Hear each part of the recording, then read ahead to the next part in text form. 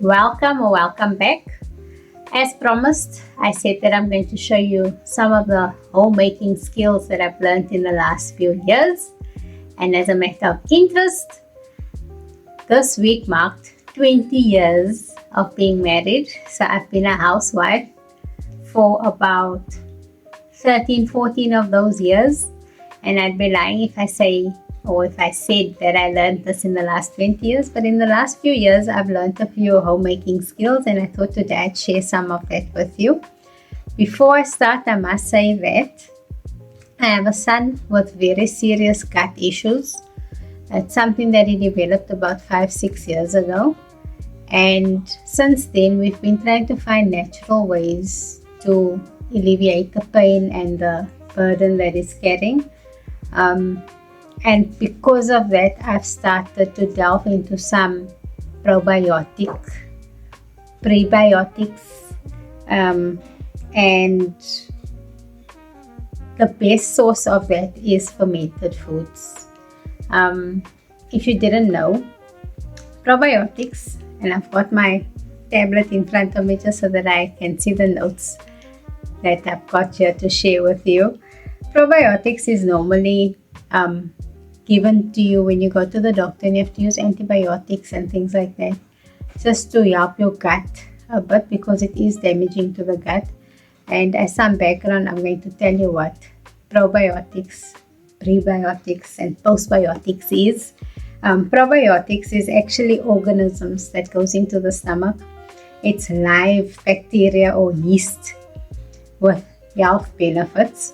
We get prebiotics, probiotics, and postbiotics.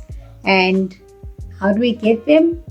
Normally, when you go to the doctor and you are prescribed antibiotics, more often than not these days, the doctor will also prescribe over-the-counter probiotics for you, which you normally take like 30 minutes before you drink a medication or whatever. But I found some ways that we can get the same benefits from eating fermented foods. And that is why I've decided to make it a staple in our house, where we often make these fermented foods. I am still learning to make more because I think it can only be a benefit, and I don't only give it to my son. I actually try and make everybody in the house eat it. And what is fermented foods? Fermented foods has been produced over the centuries in various cultures. They are considered functional foods because they support a healthy gut microbiome, which mediates the health of the body as a whole. Now you're going to ask me, which foods do we eat that has some kind of fermentation in them? And I'm going to tell it's a lot of the stuff that we actually can buy in the shop, like yogurt, kefir, buttermilk, sour cream, some meats that we buy, pickles and olives. There's some beets that you can buy in the bottle that they've already cleaned and cooked and preserved for you in like a vinaigrette or something to keep it preserved. There's soya sauces, vinegar, some alcohols. That's all different fermented foods that you can buy in the supermarket. And then the benefits of it increases the nutrients that we take in. It improves the gut barrier function. It boosts your mood. It improves your glucose sensitivity, which means it's good for diabetics. Reduces inflammation, and it regulates your immunity. The three things that I've started incorporating in our house is our milk kefir. I'll show you when we get to the particular clip on the video how I make it and how you can too, because it's very easy to make.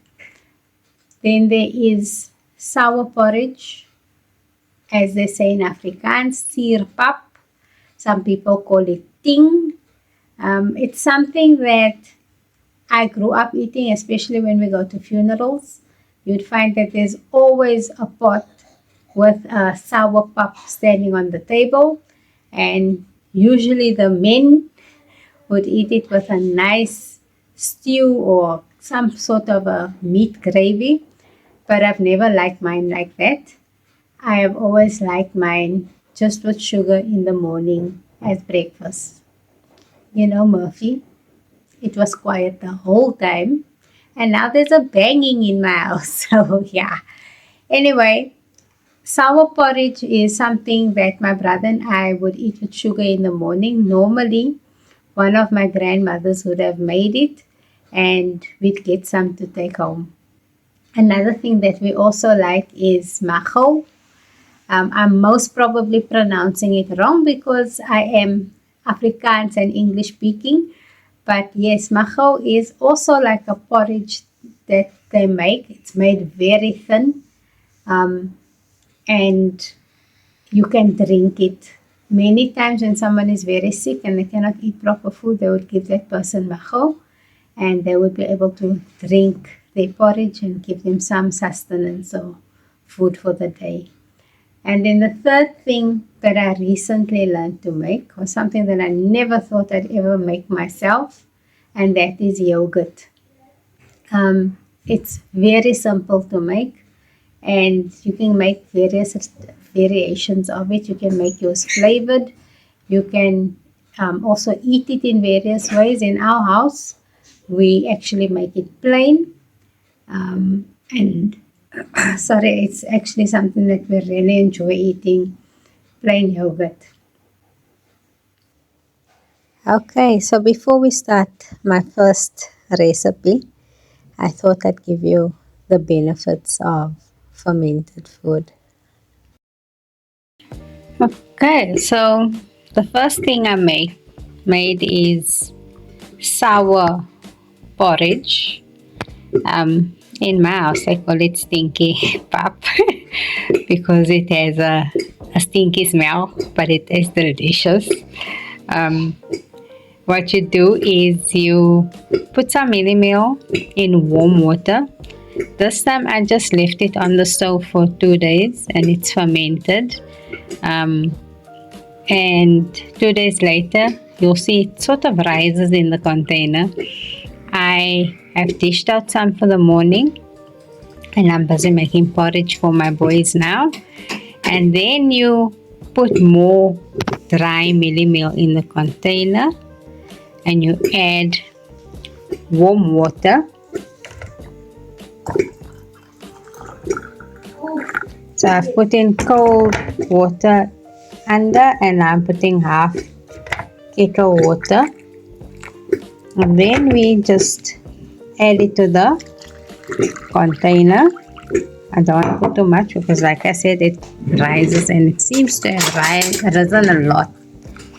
So yeah, now I'm just mixing in the warm water with the mealie meal that I just put in. Okay, and then I just put it back on the stove on a plate with all your cooking and baking. The heat from the stove will just go and keep it warm and it will ferment again and be ready tomorrow morning if you want another pot of it. I think that's the prettiest. If I put them up here, I must the smell. they're more You must the stinky smell. What's Okay, so next in line is my kefir that I make.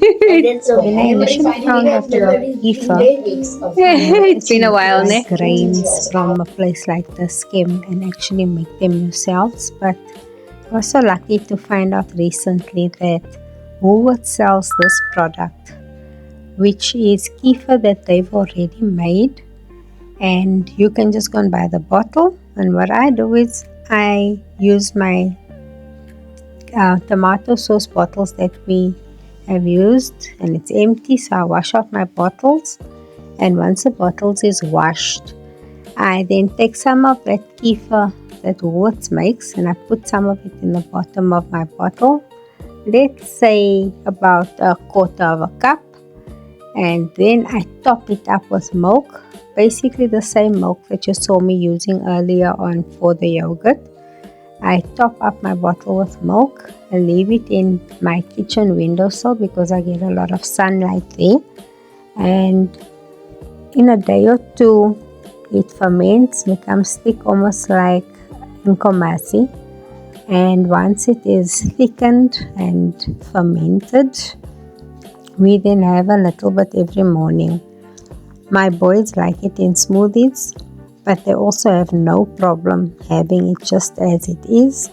As a matter of fact, they actually remind me when they haven't had it for the morning. You would think because it's not sweet, they would not want to drink it, but they actually do like it.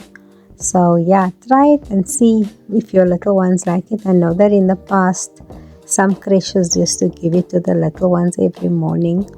But yeah, in our household, whoever would like to have some kefir can just come and get some. Okay, so now I'm gonna make our yogurt. I'm using a 2 liter full cream milk.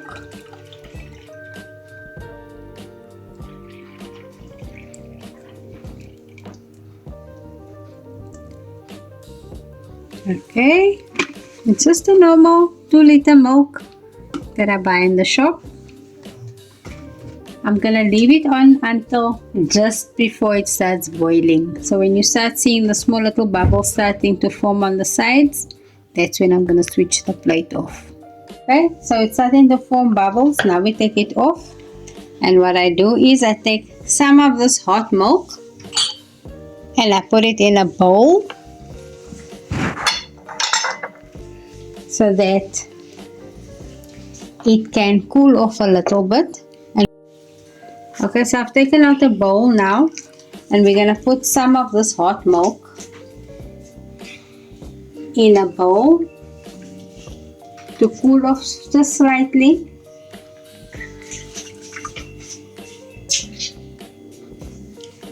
And once it's cooled, I'll show you the next step.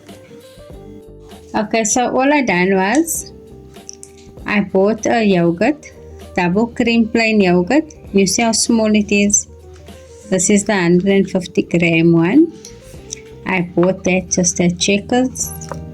What I'm gonna do is I'm gonna take some of this yogurt. It doesn't have to be all the yogurt, but some of the yogurt, and I'm going to put it in this milk that I put on the side here. And we're going to stir the yogurt into the milk until it's all dissolved in the milk.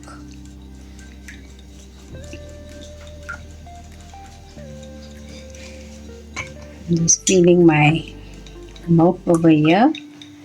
Okay, so you're gonna wait for the milk in the pot to cool off, and I'd say, well, the person that I saw doing this said once you can actually put your finger in the milk without burning and you can tolerate the heat, that's when you would put this mixture into the pot. So I've dissolved the yogurt into the milk. My milk is not ready yet. Once my milk is ready, we're just gonna pour this mixture into there. And what I normally do is I use a plastic like a biscuit tin, and I put this mixture in the biscuit tin, and then I've got something called a hot pot or Easter bag. I'll show you what it looks like. I put it in there, and that's what I use to get my yogurt fermented. So yeah, let's wait for our milk to cool off completely, and I'll be back. So the first thing I'm going to do is you take the cream off the top, because you're going to have cream in your yogurt if you leave the cream on the top there. Recently I heard that people use that cream to make fresh cream. So I'm just going to put it on the lid of the pot. And then I'm going to take that yogurt that I stirred earlier on. Don't know what I done with my spoon. I'm just going to take that yogurt, and you see what it looks like. It's like a thicker milk now. I'm just stirring it again a little bit. Okay, and we're adding it into the whole pot of milk.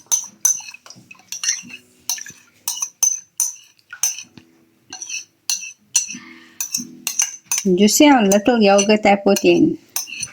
That's gonna make a full pot of yogurt. And I'm just stirring it in.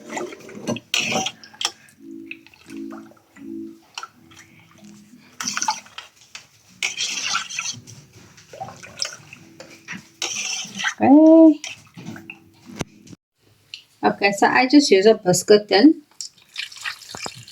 And I pour my milk into the biscuit tin.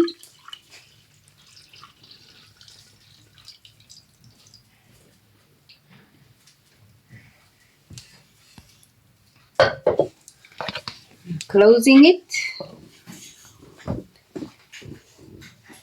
Okay, and then I'm going to take this and put it in a warm, dark place so that it can ferment, so I can have yogurt. I'll check in with you again tomorrow and we'll have a look at it. Options of places where you can put it. Like I said, I'm going to put mine in my Ester bag. I'll show you what the Ester bag or a hot pot looks like. But you could also just put it in your oven and leave it in the oven for a day or two. Actually for a day. It normally takes mine, if I put it in today at 3:30, tomorrow by 3:30, it will be ready to eat. So, yeah. Okay, so when I spoke of an Easter bag, that's what I was talking about. Some people call it a Easter bag, some call it a hot pot. That's the bag that I put my yogurt in. It was in there for a day. It is now the next day. And this is what it looks like now. I did take it out earlier and I put it in the fridge. It's nice and cold now. So what I'm going to do is I'm going to separate my whey from my curd. Interesting fact. You remember when we were children we spoke of, we used to say the poem, Little Miss Muffet sat on a tuffet eating her curds and whey. So I'm going to separate the curd from the whey and then we'll put it back in the fridge. Okay, so this is how I do it. I just buy these cloths. Okay, the cloth I normally use is a muslin cloth. It's called a muslin cloth. But I haven't been able to find it in the shops. My mother did advise me that maybe I should go and check at like a chemist. Apparently back in the day, that's where they would buy it.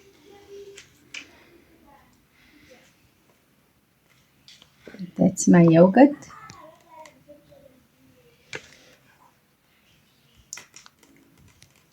Don't want to put too much.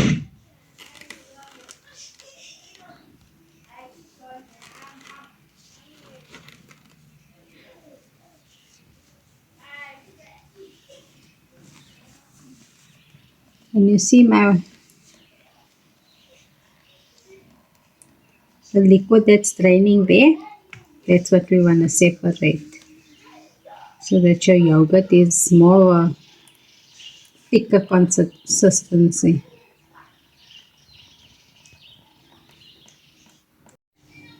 Okay, I know it looks a bit messy, but that is the last of my yogurt that I am draining the liquid from it. And here's a tub that I've managed to fill up. You're welcome to pause for a few seconds and just read what the benefits are of having yogurt, especially plain yogurt, especially yogurt without sugar in it. Okay, as a fun experiment, we done the viral cheesecake, that's what they call it. Plain yogurt and biscuits that you put together and you make it stand for a while. And I'm going to taste what it tastes like.